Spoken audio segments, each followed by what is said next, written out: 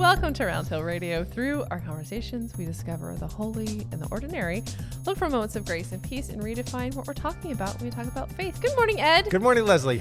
We were talking about our community, and I was thinking about how when things feel rough and things feel bleak and just tough, I feel like sometimes society and our culture feels kind of rough and tough and harsh, that I find, within our community, a lot of hope. I feel that somehow that the community, that like capital C community, is something that is, I find, just really reinvigorates me for the week ahead. And I think that's also something about how you, in your intentional leadership, it's like, I think it's sometimes easy to kind of fall into, for lack of a better word, despair, because when there's so much, right? And that when we gather or when we have these conversations on the podcast, we try to bring maybe that it doesn't have to be this way, that there's maybe a different narrative that's possible in the world. So I kind of want to talk about that a little bit today, and just kind of have get the forest of the podcast, because we've been doing this for a long time. It was actually very funny. I was getting my haircut the other day, and my wonderful stylist was like, you should have a podcast. Do you think? Because apparently I was chatty, and I said, well, funny you should say that. How'd you like to listen to a few hundred episodes, right? Yeah, and I have to say, it's also very funny to try to explain to someone our podcast. Because to me, it sort of is bigger than like, oh, it's a faith-based podcast. Well, yes, it is. That is true. And we are in a Christian organization. We're in a Christian church. But to me, I hope, my goal has always been in this, that we've had this for 6 years now? That I know. Amazing. I know that it is kind of bigger than that, but more inclusive than that, in the way that our community is more inclusive than that. You don't have to sign anything. You don't have to agree to anything to be welcomed. You are welcome here the moment you step in the door, no matter who you are. And so for me, I hope this podcast is the same way, that it's interesting conversations for people who want to find that little bit of hope for the week. That we join you. A lot of people tell me we join them on their commutes into work. And I love that, because it's just on a normal Wednesday or Thursday, and we're just we're all hanging out together and having conversations that maybe hopefully bring a little bit of joy. And I know you always bring such wonderful thoughts to it. I was marveling. I'm just going to keep talking. I was marveling. You're doing great. At the, my husband really wanted to listen to the failure episode. He thought that was really an interesting idea. And you, in one part of it, came out with this quote from a book. And I was listening back to this episode with him, and I was marveling, because I had told you the idea for that episode about 3 seconds before I hit record. And you just were like, oh, and here's a great quote, and here's a thought from a philosopher, and here's a thought from a scholar. I just surprise. That I get a front row seat to this every week is such an honor. It's so much fun. Likewise. And I'm just gonna stop talking now. But feelings mutual. Thank you for letting me be part of this. So how do you approach this idea of are you intentional? Do you think about it often, of trying to be this almost counter-cultural narrative? Do you think about that often? That is a really interesting question, because I think I would have to say I'm not really that aware of it. Really? Because I think that we are constantly moving in the stream of stories, right, that are designed, I think, by virtue of their very existence, to run counter to despair. So if you can just, if you're prepared to swim into the stream, I think you're going to find that the energy is a good energy and the flow is a good flow. Okay. So I think, when I listen to the music that you choose, recently the great sounds of bluegrass music, or, and it changes every week, but That's stepping into the stream, so automatically it's countercultural. Okay. And I think that that feels great. And I think what you're acknowledging is that, yes, there's the undertow of despair. You get out there sometimes and you feel like, there's this kind of drag. There's a news story that reiterates something about the world that is less than ennobling, right? And because there's such a profusion of that, it can feel hard to see I want to use a deliberate image here, the growth coming up through the cracks, because I want to pause now and ask you to say something you shared with me earlier about this logo, right? It's that image of so please. Oh yeah. So thank you for pointing that out. So the logo for our audio only listeners is in really big, all capital block letters, force for good. And then one of the O's of good is acting like a seed. And out of that seed of O comes this little plant with 3 little leaves. And it's coming up through the force for words.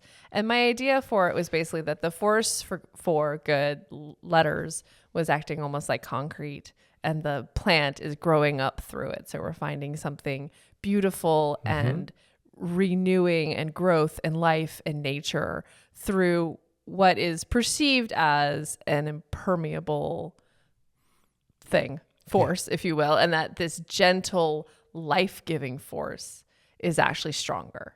Right. And so that was kind of the impetus and the kernel of an idea. And I can think of times when I have been walking down a city street where I've seen that little green plant that's coming up between the cracks, right, in the concrete walk. And I've always thought, it looks like such a sign of hope. There's something underneath there that says, I'm growing, I'm coming. You were like, go, little buddy, go. Right? And I think that it connects in a way with something we've talked about recently. There was an article by David Brooks in the New York Times where he talked about a trend that he sees. He called it the miniaturization of desire. Right. Yeah. And it was about the way in which we've become so satisfied with the little hits of pleasure that we get from our phones. Right. The dopamine hits. The dopamine hits. Yeah. And these are miniature pleasures. Now, it's not to say they're all bad. It's kind of fun to see the cat video or the dog video that gives you a little relief. I send plenty of them to you, yes. Yeah, exactly. And so, there's a little comedy there. Sometimes they really kind of have a little nice message. But what's the bigger picture? Like, what's the bigger desire? And his argument in the article is that our institutions are not necessarily geared in that way.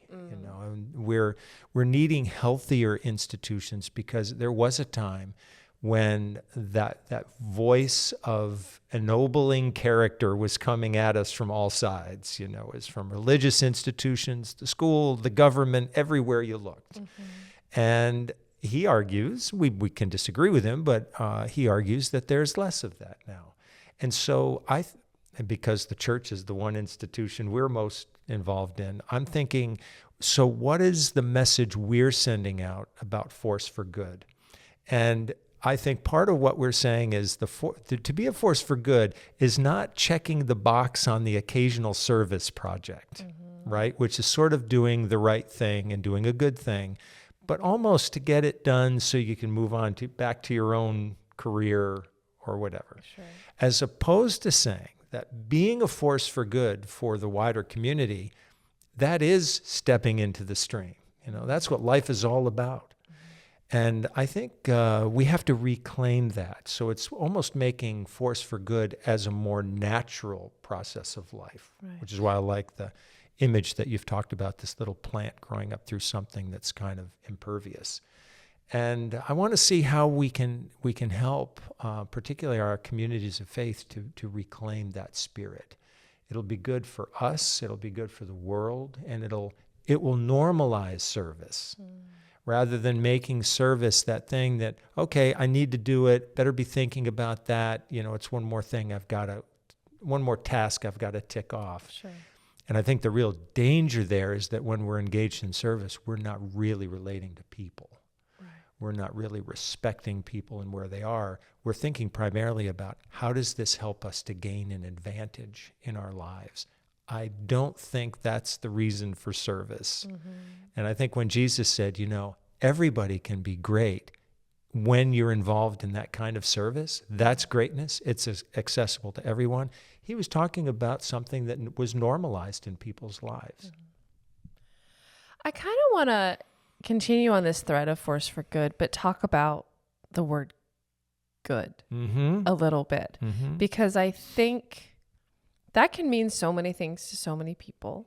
And I think it can mean specifically so many things to so many different religious institutions. Right. So for us, can we define what good means? Like, what are we trying to achieve? Because I think it's helpful to be really clear about that. Can we do that on another podcast? Sure. No, Do you need time to think about it? Do you need another half an hour to spell it all out? It's a big question. It's kind of almost the question, isn't it? I think it is. Well, I think that it's an interesting comment to make, because Jesus is not necessarily helpful here. On one occasion, he said, I think someone called him good teacher, and he said, "Why do you call me good? Only God is good." Okay. So short circuit that conversation. I love it. That was the end of that. Yeah. However, in the letters of the New Testament, there is much more language about good, and it all has to do. I'm gonna connect it all with one word. Not a word that's used a lot in daily conversation, but it's a New Testament word. It's about the word edification. Which means to build something up.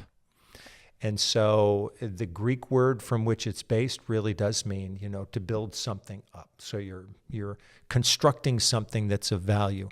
And I think St. Paul even says in one of the letters, his letters, outdo one another in doing good, right? He has to add a little competitive element there. Oh, Paul. Of course, right? But I love this idea that there is a kind of goodness that is constantly nourishing the world. It's adding love, it's adding insight, it's adding wisdom. And I think that we can look at various sorts of actions in our lives and ask ourselves the question, so do we think that's building something up, or do we think that's tearing something down? Oh, I love that. And if that's So the contrast that we make, and by the way, I think we can do that, And you know what? If it's unclear, I think that's where you bring in the community and say, there's something I want to do, but I'm not clear about whether this is true to that spirit of building up, or whether it looks like it has the potential to tear something down. And I think that helps, in my mind, to clarify what it means, because you're absolutely right. Goodness might be defined in a lot of different ways by people. And are all of them about building up? I would say no. Right. Some people might have a vision of goodness in their lives that in fact is about a level of subversion that's dangerous, right? So that's how I think about goodness. Yeah. And the thing that I also, I guess, would add to it is that we're complex, creatures, often full of contradictions. And so it's not as if we're purely good people doing purely good deeds. Right. Yeah, no. I think we can start from that basis. And maybe that's why Jesus actually was a little suspicious about the word, right? We are people. We are human. We are human, and we are seeking to put ourselves in the path of those ideas and actions that we hope will have good results in terms of the building up that they do. And in that sense, we can bring our best. I love that, because to me, in this idea of building up, there isn't room for judgment. There isn't room for, I think some of those things that religious institutions are often guilty of being. And I think that to me is such a wonderful image of just looking at, is this building up or is this tearing down? And I think I had kind of gotten stuck on the word good, because, you hear that phrase, don't let perfection get in the way of good or something. And I always, I'm one of those people, I'm like, well, there's good and then there's great. And, and I kind of get a little bit stuck in the muddy waters of my overachieving type A self. And so I love this idea. I feel like often in our conversations, we're finding new levels of language, which I really enjoy. And so I think for me, this idea of, we want to be building up. We want to be building up each other. We want to be building up around us. We want to be building up our world, our planet, using our resources for positive energies. I love that. Well, I think it also leaves room for conversation with the people we're trying maybe to help, which is to say, in what ways do you feel that you need to be built up right now? And that could be true for any of us. Is there an area of our lives that feels shaky? Is there some place where we feel like we really need added strengthening? If so, where could we find that? Who do we need to bring into the conversation?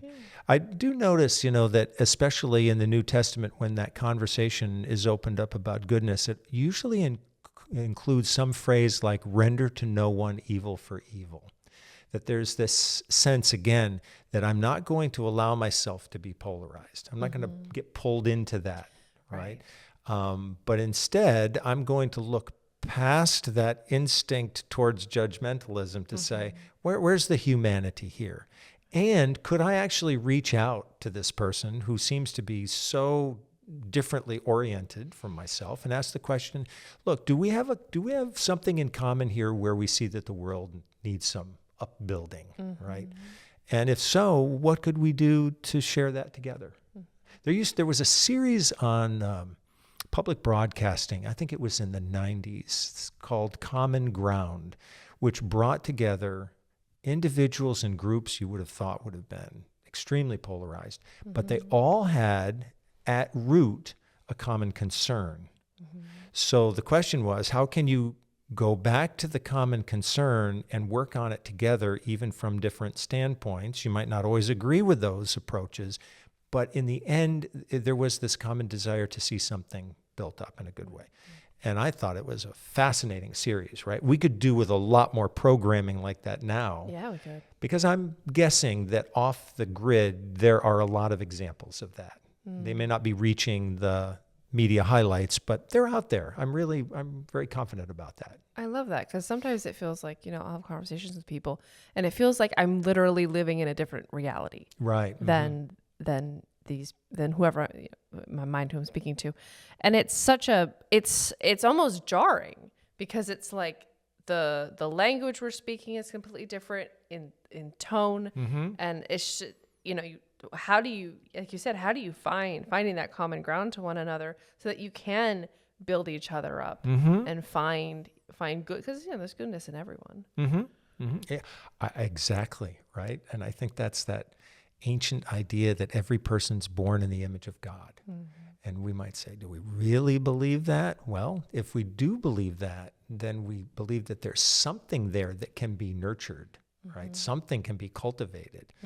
And that's a very powerful vision, right? And it does transcend judgment.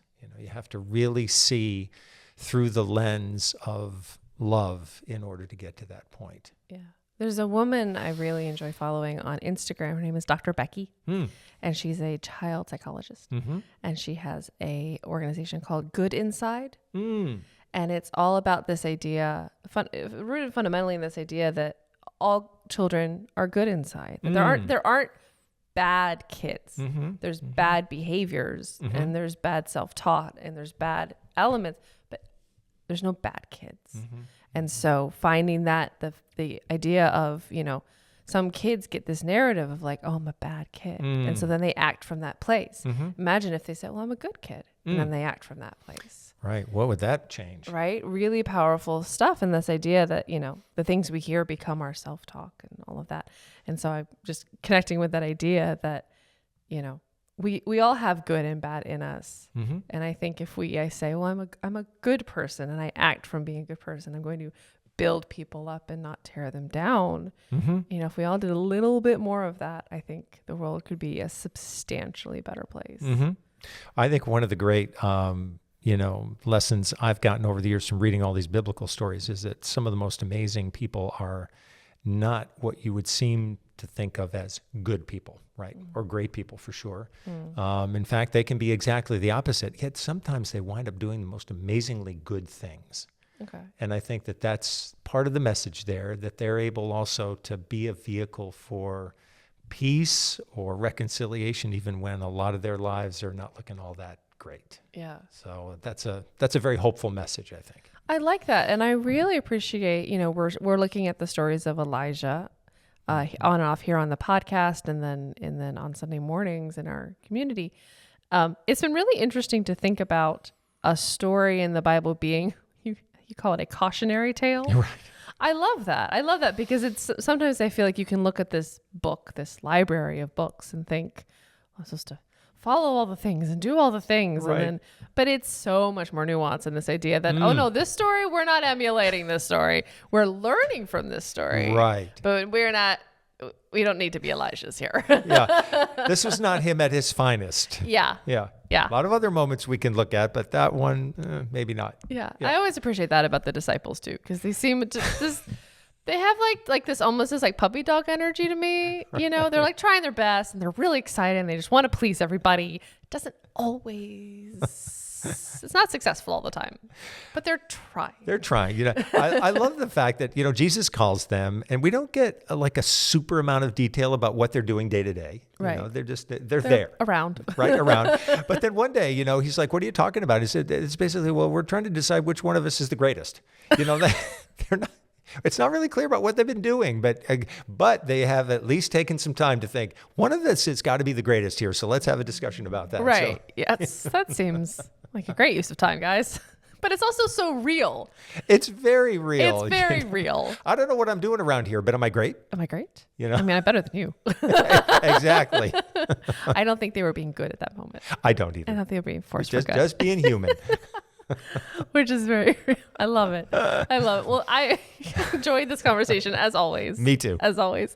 And thank you guys so much for listening. We'll see you back here next week for Elijah 101. Mm-hmm. Get excited. It's a doozy of a story, guys. You think Lord of the Rings was dramatic? Oh, just you wait. Try this. Oh, man.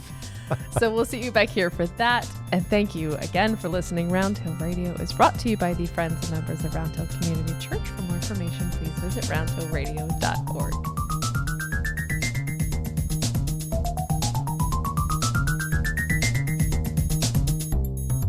If you enjoyed this podcast, there are a few things that you can do that would make a big difference to us. Like the video, subscribe if you aren't, and click the notification bell and select all.